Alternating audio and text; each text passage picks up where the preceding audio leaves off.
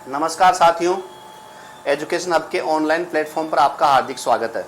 मैं हूं बनवारी परिहार और हम पढ़ रहे थे सरल रेखीय गति का जो चैप्टर है उसका चाल और वेग से संबंधित कंसेप्ट और स्थिति समय ग्राफ। तो पिछली क्लास में हमने ये दो टॉपिक डिस्कस किए थे, उससे संबंधित हमने न्यूमेरिकल भी किए थे, थ्योरी भी की थी। और आज हम पढ़ने जा रहे हैं नेक्स्ट टॉपिक इस चैप्टर का, वो है वेग समय ग्राफ, इसे हम वीटी ग्राफ भी कहते हैं। तो वेग समय ग्राफ जो है, हम आपको जो बोर्ड है उस पर आपको एक चित्र बना हुआ दिख रहा है।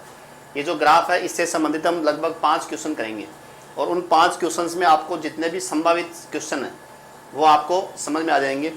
तो हमारा फर्स्ट क्वेश्चन हम करते हैं। तो इस फर्स्ट क्वेश्चन में जो हमारा एक क्वेश्चन है वो हमारा एक क्वेश्चन क्या है कि 1 सेकंड पर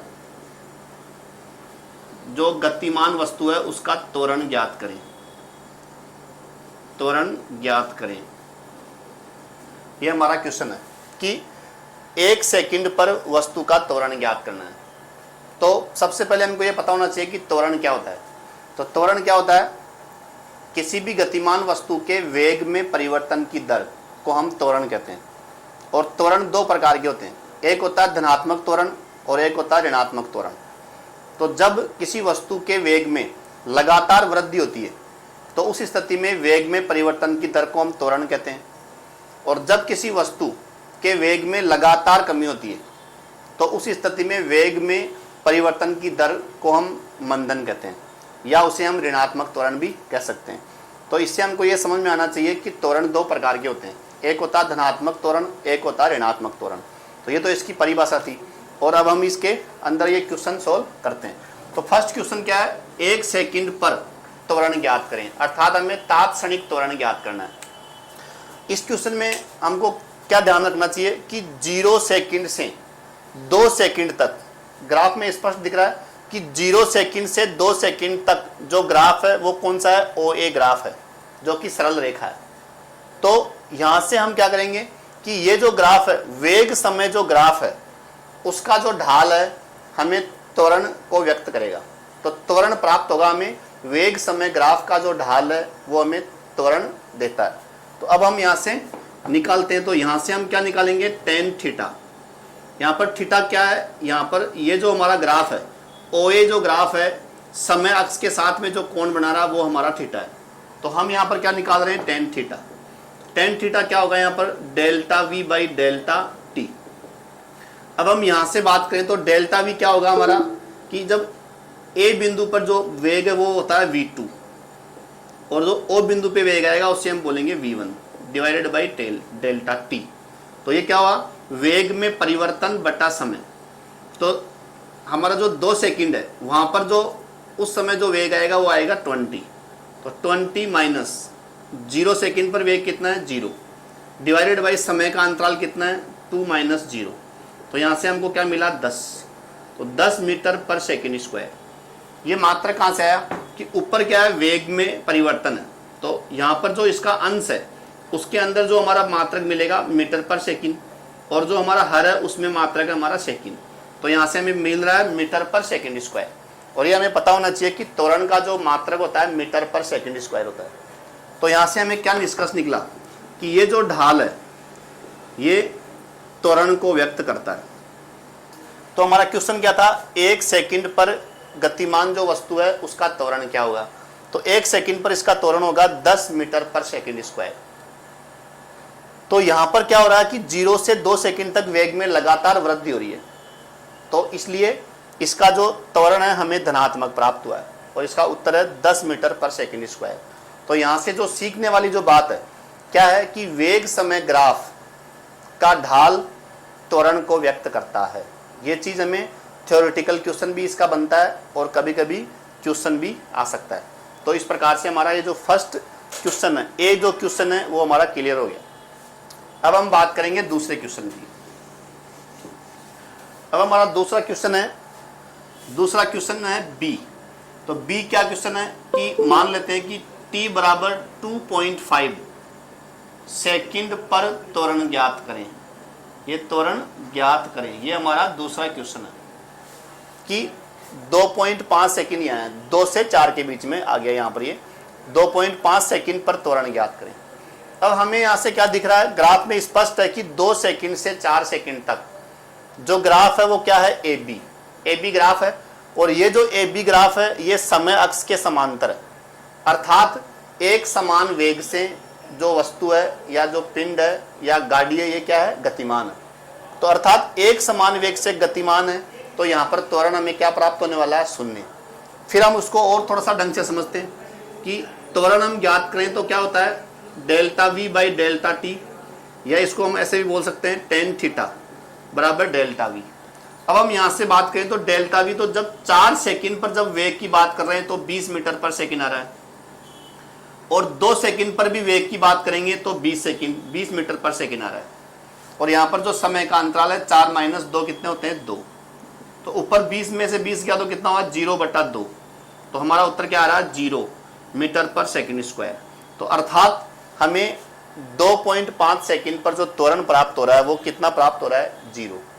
तो इससे हम ये निष्कर्ष निकाल सकते हैं कि 2.5 सेकंड पर जो तात्क्षणिक त्वरण है वह शून्य है, या 2 सेकंड से 4 सेकंड तक वस्तु का जो वेग है वो एक समान है, दोनों एक ही बात है। ये जो शून्य हम एक दूसरे तरीके से और निकाल सकते हैं कि ये जो हमारा ग्राफ है ए बी, ये समय अक्ष के साथ 0 डिग्री का कोण बना रहा है, तो tan 0 क्या होता है, 0। तो यहाँ से हमें यह 0 भी वैसे भी प्राप्त हो जाएगा। तो अर्थात यहाँ से फिर से वही बात आपको समझ में आनी चाहिए कि वेग समय ग्राफ का ढाल त्वरण को व्यक्त करता है, और यहाँ पर जो त्वरण है वो क्या है, शून्य है।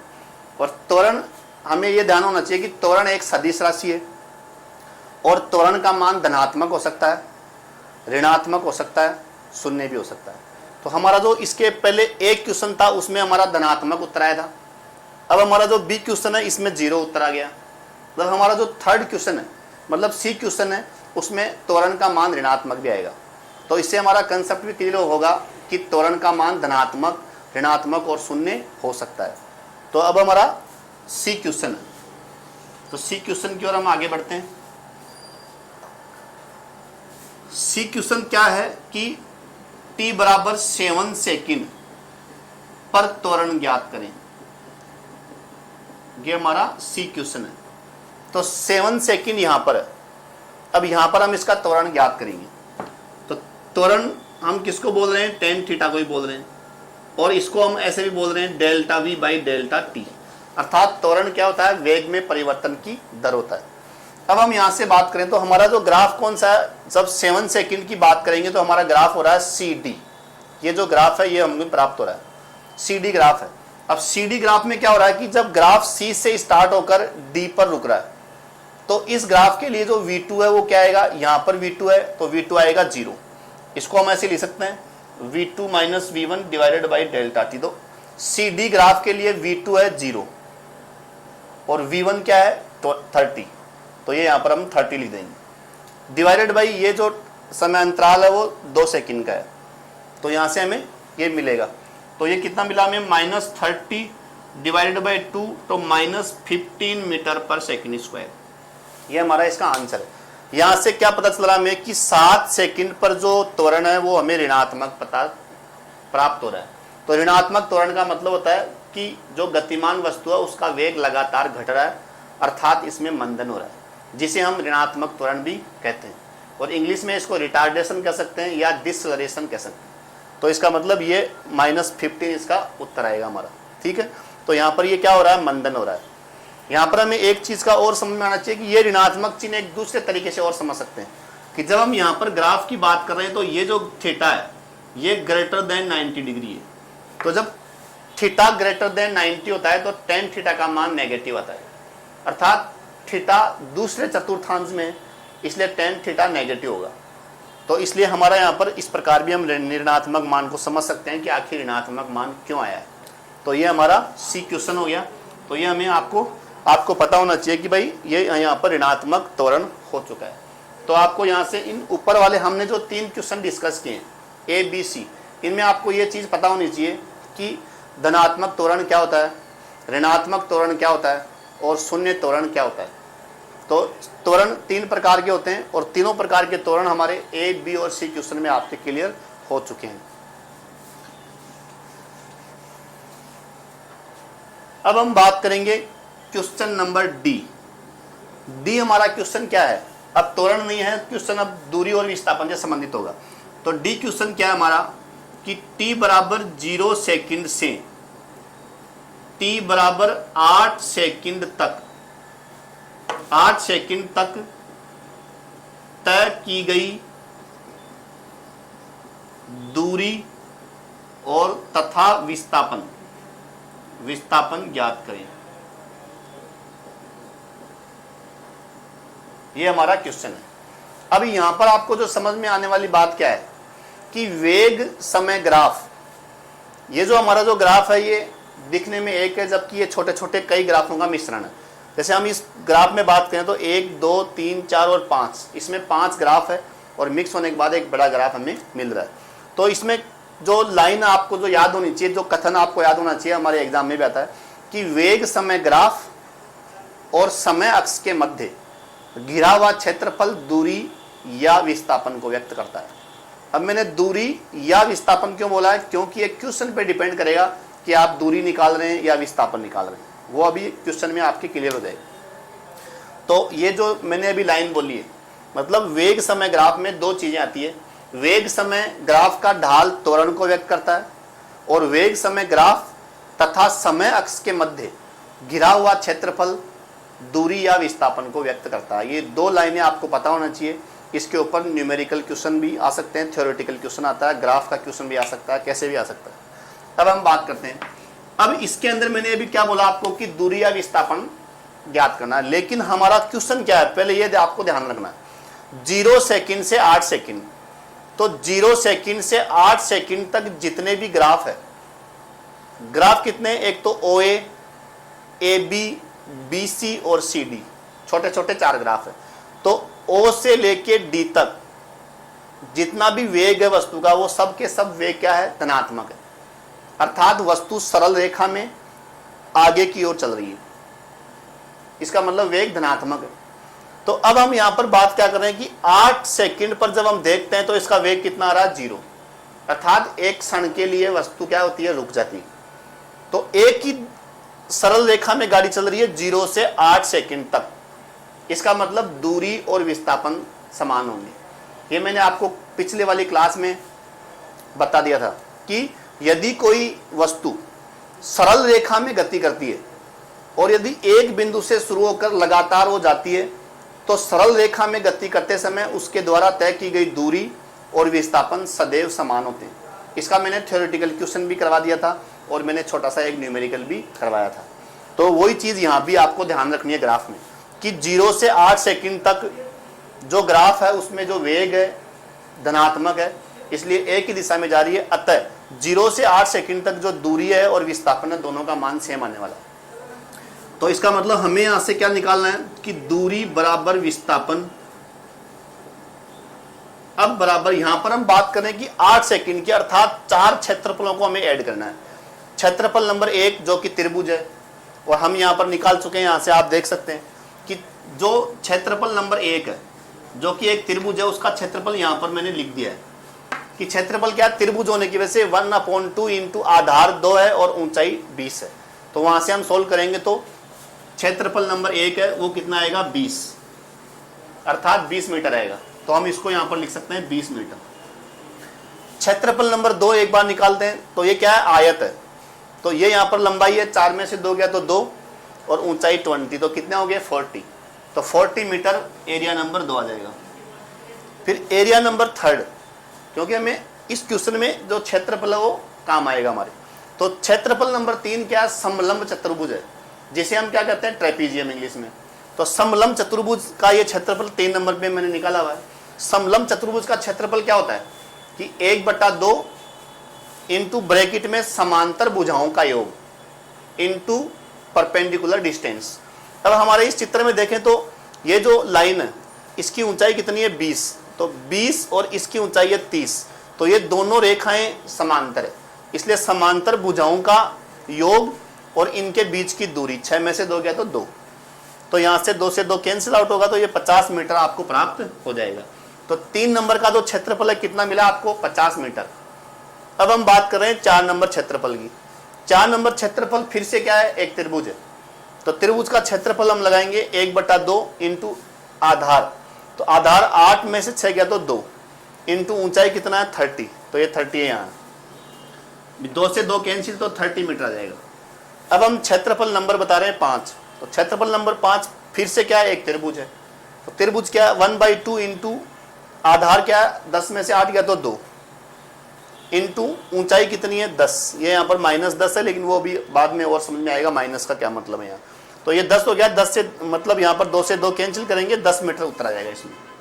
अब यहाँ पर एक लाइन और आपको याद रखनी है कि समय अक्ष, ये जो समय अक्ष है उसके ऊपर के क्षेत्रफलों को तो हम पॉजिटिव मानते हैं, मतलब गाड़ी जाते समय दूरी तय कर रही है, और नीचे का जो क्षेत्रफल है उसे हम नेगेटिव मानते हैं। क्यों मानते हैं, क्योंकि गाड़ी वापस आते समय दूरी तय कर रही है। तो समय अक्ष के ऊपर के क्षेत्रफल धनात्मक माने जाते हैं और समय अक्ष के नीचे के क्षेत्रफल को ऋणात्मक माना जाता है या नेगेटिव मानते हैं। तो अब हम बात करते हैं कि हमारा जो क्वेश्चन था 0 से 8 सेकंड तक है। इसका मतलब 0 से 8 सेकंड तक वस्तु आगे की ओर जा रही थी, अर्थात सभी जो क्षेत्रफल है हम जोड़ देंगे। तो वो जो क्षेत्रफल हम जब जोड़ेंगे तो हमें क्या मिल जाएगी, दूरी भी मिल जाएगी, विस्थापन भी मिल जाएगा। तो अब हम यहाँ से इसको हम लिखेंगे कि area number 1, 2, 3 and 4। Area number 1, 2, 3, 4। वहाँ से हम लिखेंगे एरिया नंबर 1 कितना है 20, फिर एरिया नंबर 2 40, एरिया नंबर 3 50 और एरिया नंबर 4 30। अब हम इसको जोड़ेंगे 60 + 80, ये 60 हो गया, ये 80 हो गया, तो ये कितना हो जाएगा 140 मीटर। तो हमारा क्वेश्चन क्या था, 0 से 8 सेकंड तक क्या निकालना है, दूरी और विस्थापन। तो हमारा उत्तर क्या आया 140 मीटर। तो 140 मीटर दूरी और विस्थापन दोनों उत्तर समान आएंगे। तो ये हमें यहाँ पर पता होना चाहिए हमें, तो इसका कंसेप्ट आपको क्लियर होना चाहिए। तो ये हमारा क्वेश्चन नंबर जो डी है वो क्लियर हो गया। अब हम आगे बात करेंगे क्वेश्चन नंबर ई। क्वेश्चन नंबर ई बात करेंगे तो हमारा क्वेश्चन क्या है, आपकी बार 10 सेकंड तक के लिए होगा। तो अब हमारा क्वेश्चन क्या है कि 10 सेकंड, 0 से 10 सेकंड मतलब यहां तक 0 से 10 सेकंड तक तय की गई दूरी और विस्थापन ज्ञात करें। तो अब इसमें अलग अलग हम ज्ञात करना पड़ेगा हमें। तो सबसे पहले हम निकालेंगे दूरी, फिर हम निकालेंगे विस्थापन। ठीक है, तो अब दूरी में क्या बोला था मैंने कि यदि गाड़ी आगे जाती है और वापस मुड़ के आती है, इसका मतलब जाते समय की भी दूरी काउंट करेंगे और आते समय की भी करेंगे। क्योंकि यहां पर जो दूरी का जो परिभाषा वो क्या है कि इसके अंदर गतिमान वस्तु द्वारा तय किए गए रास्ते की कुल लंबाई होती है। तो इस प्रकार हम समय अक्ष के ऊपर के क्षेत्रफलों को भी जोड़ देंगे और समय अक्ष के नीचे के क्षेत्रफल को भी जोड़ देंगे, अर्थात सभी क्षेत्रफलों को जोड़ने पर हमें तय की गई दूरी प्राप्त होती है। ये हमें आपको पता होना चाहिए आपको ये।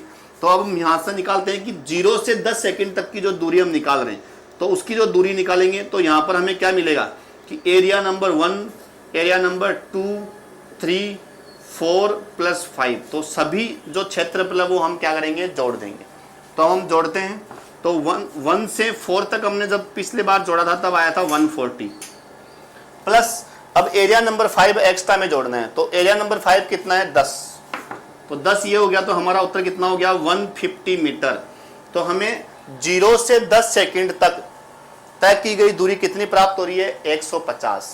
यहाँ पर समझ में आने वाली बात क्या है कि आखिर हम क्षेत्रफल को जोड़ा क्यों है, हमने क्यों जोड़ा, क्योंकि जाते समय की दूरी और आते समय की दूरी, तो रास्ते की कुल लंबाई को तो हम दूरी कहते हैं। तो इसलिए ऊपर के क्षेत्रफल भी जोड़ेंगे, नीचे के भी जोड़ेंगे, ये इसका कारण है। और ये हम क्षेत्रफल तो निकाल रहे हैं लेकिन वास्तव में ये दूरियां निकाल रहे हैं हम। ठीक है, तो ये इस प्रकार से 150 मीटर इसकी दूरी आ जाएगी। अब हम बात करेंगे विस्थापन की। तो विस्थापन में क्या आएगा इसमें कि एरिया नंबर 1, 2, 3 और 4, इसके अंदर से हम माइनस करेंगे एरिया नंबर 5।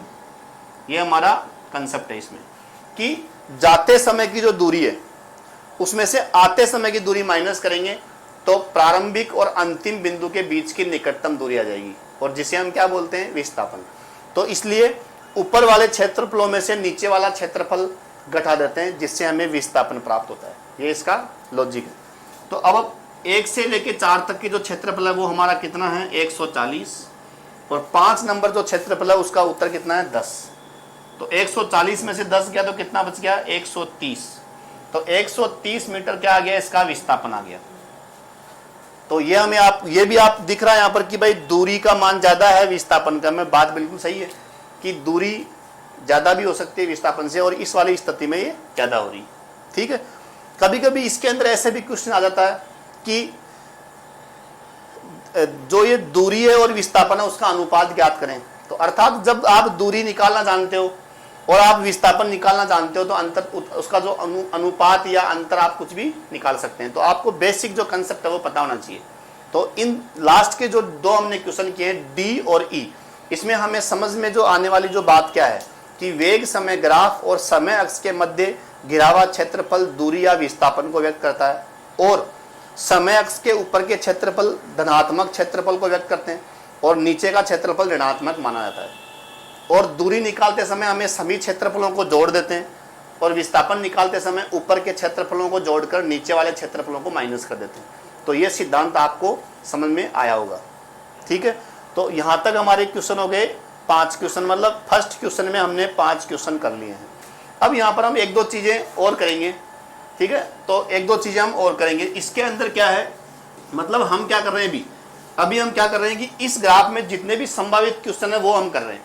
तो इसके अंदर कभी कभी ऐसे आ जाता है कि आखिर इसमें जो त्वरण है कि धनात्मक त्वरण कौन से में हो रहे हैं और ऋणात्मक त्वरण कौन से में हो रहे हैं, कौन से इन ग्राफों में से आपको बताना होता है जितने भी ग्राफ दिए हुए। अब हम यदि यहां से बात करें तो धनात्मक त्वरण कहां हो रहा है, देखो यहां पर थीटा 90 डिग्री से कम है प्रथम चतुर्थांश में, इसका मतलब ओए ग्राफ में धनात्मक त्वरण हो रहा है। ठीक है। इसका ये जीरो वाला भी हम देख लेते हैं कि जीरो त्वरण कहां हो रहा है। कई बार सिर्फ ग्राफ का जो भाग है उसी का क्वेश्चन आ जाता है। तो धनात्मक त्वरण ओए भाग में हो रहा है, उसके बाद बीसी भाग में भी हो रहा है, क्योंकि बीसी जो ग्राफ है उसमें भी जो एंगल है वो 90 डिग्री से कम है। तो यहां पर जो बीसी भाग ग्राफ का उसमें भी त्वरण हो रहा है धनात्मक। और ये जो यहां पर डीई ग्राफ है इसमें भी हो रहा है, जो डी और ई ग्राफ है इसमें भी त्वरण हो रहा है। लेकिन यहां पर एक बढ़िया बात आपको समझनी है कि ओए और बीसी गाड़ी के या वाहन के जाते समय के धनात्मक त्वरण, और डीई में क्या हो रहा है कि वाहन के आते समय का त्वरण। अर्थात त्वरण किसे कहते हैं ये पता होना चाहिए कि वेग में परिवर्तन की दर को हम त्वरण करें, और यदि लगातार वेग बढ़ रहा है तो उसे हम त्वरण कहेंगे, चाहे गाड़ी जा रही है चाहे गाड़ी आ रही है। तो इन स्थितियों में ओए ग्राफ में, बीसी ग्राफ में और डीई ग्राफ में वेग में वृद्धि हो रही है, अर्थात धनात्मक त्वरण हो रहा है, चाहे गाड़ी जा रही हो और चाहे गाड़ी आ रही हो। यह चीज आपको पता होना चाहिए। उसके बाद ऋणात्मक त्वरण। ऋणात्मक त्वरण में क्या होता है, वेग में लगातार कमी या वेग में परिवर्तन की दर जब कमी हो रही होती है। तो यहां पर सिर्फ एक ही ग्राफ है सी डी, ये जो सी से डी तक जो ग्राफ है इसमें वेग में लगातार कमी हो रही है। देखो प्रारंभिक वेग है 30 और फिर ये लगातार 20 10 होते होते 0 पे आ रहा है। अर्थात सी डी ग्राफ में जो त्वरण है वो लगातार घट रहा है, अर्थात इसमें मंदन हो रहा है, वस्तु मंदित हो रही है, या उसको हम बोलेंगे कि रिटार्डेड हो रही है, डिसरेट हो रही है, जो भी बोलेंगे। ठीक है। अब जीरो त्वरण, जीरो त्वरण अपन क्वेश्चन कर चुके हैं। जीरो त्वरण इसमें हो रहा है ए बी ग्राफ में। तो ए बी ग्राफ में जीरो त्वरण है, अर्थात इसमें एक समान वेग है। तो इस प्रकार से हम इसको समझ सकते हैं। जितने भी संभावित क्वेश्चन थे हमने इसमें कर लिए हैं। अब हम क्वेश्चन नंबर 2 की ओर बढ़ेंगे। अर्थात हमने फर्स्ट क्वेश्चन में 5 क्वेश्चन कर लिए, अब हम दूसरा क्वेश्चन करेंगे।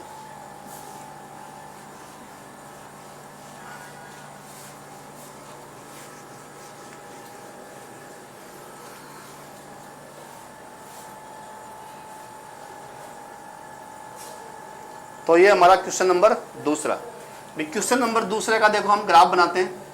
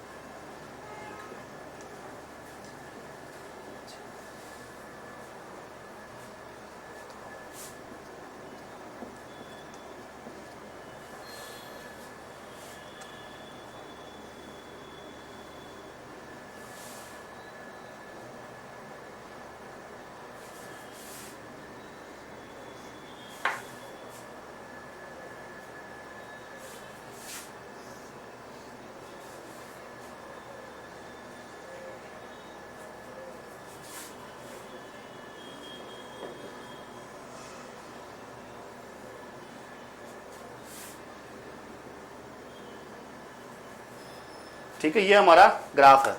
अब हमारा क्वेश्चन क्या है, देखो कि भाई सरल रेखा में गतिमान एक पिंड का जो वेग है, समय ग्राफ आपको दिया हुआ है, तो 6 सेकंड में विस्थापन और दूरी ज्ञात करनी होती है। अब हमें यहाँ पर देखो सेम कंसेप्ट वही है, सिर्फ मैंने क्या किया है कि ग्राफ चेंज किया है बस। तो इसमें हमारे एक ही क्वेश्चन है। पिछले वाले क्वेश्चन में हमने क्या किया है कि एक ग्राफ से हमने संभावित क्वेश्चन किए हैं 5 या जो भी थे। अब हमारा ये क्वेश्चन नंबर 2 है, इसमें हमने जो भी हमारा क्वेश्चन है उसको हम सोल्व करते हैं। सबसे पहले हम क्या करेंगे, इसमें देखो इसमें 3 क्षेत्रफलों में इसको बांट लेंगे 1 2 3। ये जो क्षेत्रफल कैसे भी हो सकते हैं, सिद्धांत जो मैंने पिछले क्वेश्चन में बताया था वही रहेंगे सब। अब हम सबसे पहले इसमें देखो क्षेत्रफल निकालेंगे। क्षेत्रफल नंबर 1, क्षेत्रफल नंबर 1 क्या है, आयत है। तो यहां से साफ दिख रहा कि ये आधार है, तो आधार कितना है 2 - 0 क्या होता है 2। इसकी ऊंचाई कितनी है 4। तो यहां पर उत्तर कितना मिला हमें 8। तो ये उत्तर कितना आ गया 8 मीटर, इसका ये क्षेत्रफल आ गया। मतलब क्षेत्रफल निकाल रहे हैं लेकिन ये दूरी निकाल रहे हैं 8 मीटर, ये तो आ गया। फिर आया क्षेत्रफल नंबर 2। क्षेत्रफल नंबर 2 भी एक आयत है। तो यहां पर हम देखें तो इसका आधार कितना हो गया, 4 में से 2 गया तो 2 इंटू इसकी ऊंचाई कितनी है 2, तो कितना हो जाएगा 4। तो यहाँ पर फिर से 4 मीटर रहेगा। उसके बाद निकाल रहे हैं हम क्षेत्रफल नंबर 3। क्षेत्रफल नंबर 3 क्या है, फिर से एक आयत है। ये यहाँ पर एक्चुअली वर्ग था और ये आयत है, ये वर्ग है, ये भी आयत है। तो अब हम यहाँ पर निकालते हैं, वो क्या है हमारा आयत है। तो यहाँ पर 6 में से 4 माइनस करेंगे, कितना आएगा 2 इंटू ऊंचाई कितनी होगी यहाँ पर 2, तो उत्तर कितना आ गया इसका 4 मीटर। ये तो हमने निकाले हैं क्षेत्रफल। हमारा क्वेश्चन क्या है, दूरी और विस्थापन का है। तो दूरी और विस्थापन हम निकालते हैं। मतलब यहाँ तक क्वेश्चन को ढंग से पढ़ना है इस ग्राफ में, क्योंकि ग्राफ पूरा होता है, क्वेश्चन किसी भी समय तक पूछा जा सकता है। हमारा क्वेश्चन क्या है 6 सेकंड तक पूछा है, लास्ट तक पूछा है। क्वेश्चन हो सकता है यहाँ तक पूछे, यहाँ तक पूछे, कहीं तक भी हो सकता है। तब अब हम बात करते हैं 6 सेकंड तक की दूरी की। तो जब हम दूरी की बात करते हैं तो सभी क्षेत्रफल, मतलब ऊपर वाले क्षेत्रफल जुड़ जाएंगे और नीचे वाला क्षेत्रफल माइनस हो जाएगा, ये हम समझ चुके हैं। सॉरी, मतलब ये भी जोड़ देंगे हम। तो यहाँ पर क्या दूरी निकाल रहे हैं तो सभी क्षेत्रफल क्या होंगे, जुड़ जाएंगे। तो सभी क्षेत्रफलों को जब हम जोड़ेंगे तो ये क्या आएगा, एरिया नंबर 1 + 2 + 3। तो एरिया नंबर 1 2 3 तीनों को जोड़ देंगे तो ये कितना आएगा 8 + 4 + 4, तो ये कितना हो जाएगा 16 मीटर। 16 मीटर क्या आ जाएगी इसकी दूरी। अब हम बात करेंगे विस्थापन की। तो विस्थापन में क्या होता है, ऊपर के क्षेत्रफलों को जोड़ देते हैं और उसके अंदर से नीचे के जो भी क्षेत्रफल है उसको माइनस कर देते हैं। तो अब हम ऊपर के क्षेत्रफल जोड़ेंगे तो ये क्या हो जाएगा कि एरिया नंबर 1 + 3, ये एरिया नंबर 1, एरिया नंबर 3, इनको तो हम जोड़ देंगे। और एरिया नंबर जो 2 है वो नीचे है, तो इसको हम लिख देंगे एरिया नंबर 2, माइनस कर देंगे। एरिया नंबर 1 8 है प्लस एरिया नंबर 3 कितना है 4 है। इसमें से एरिया नंबर 2 हम माइनस करेंगे तो 8 + 4 12 में से 4 गया तो कितना हो गया 8। तो 8 मीटर इसका क्या हो जाएगा विस्थापन। तो इस प्रकार क्या हुआ कि हमारा जो क्वेश्चन है पहले विस्थापन पूछा, ये आपको थोड़ा ध्यान रखना है। हमारे क्वेश्चन की जो भाषा उसमें देखो पहले विस्थापन पूछा हुआ है, तो विस्थापन 8 आ गया, दूरी 16 आ गई, तो 8,16 इसका उत्तर आ जाएगा। तो हमारा जो ए ऑप्शन है ये करेक्ट हो जाएगा। तो इस प्रकार हमारा जो आज का जो कंसेप्ट है कि वेग समय ग्राफ, उससे संबंधित मैंने आपको सिद्धांत और थ्योरी समझा दिए। उसके बाद जितने भी संभावित क्वेश्चन हैं वो इन क्वेश्चंस के माध्यम से आपको मैंने समझा दिया है। आशा करता हूं कि आपको ये क्वेश्चन समझ में आए होंगे। फिर भी कोई डाउट आपको तो आप मेरे व्हाट्सअप नंबर पे या फिर मेरे personal YouTube channel physics classes Kuchaman city पर, या फिर आप एजुकेशन हब का जो चैनल है जहाँ पर आप ये वीडियो देख रहे हैं उसके कमेंट सेक्शन में भी कर सकते हैं। तो आप व्हाट्सअप के जरिए और इन सभी माध्यमों से आप कांटेक्ट कर सकते हैं। कोई भी डाउट हो आप अपना डाउट पूछ सकते हैं ताकि आपका डाउट क्लियर हो जाए। थैंक यू, मिलते हैं नेक्स्ट वीडियो में।